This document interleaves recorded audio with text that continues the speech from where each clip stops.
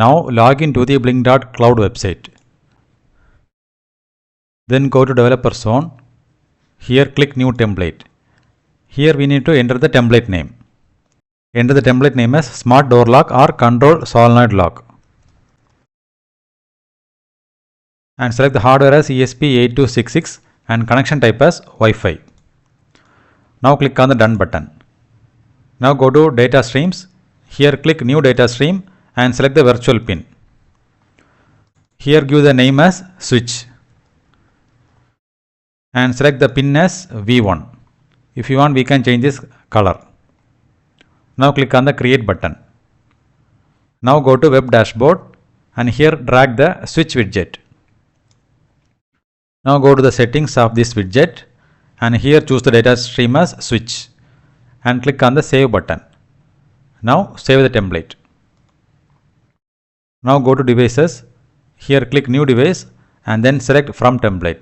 Here we can see the template which we created. Select the template. Now click on the create button. Now we got the template ID, template name and authentication token. Click here to copy those values. Now go to your program and paste the values. And then enter the Wi-Fi username and password. Now we need to upload the program to the ESP8266 board. For that, go to this drop down.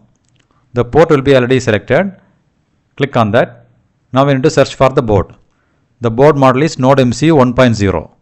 Search for the same. Now select the board. Click OK. Now click this upload button and upload the program to the board.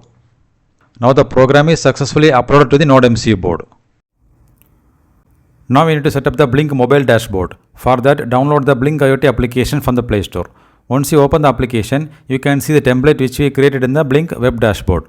Now click on the template. Click the settings icon. Now click this plus icon from the bottom of the page. Here add the button widget. Now click on this button and here choose the data stream as switch and select the button mode as also switch.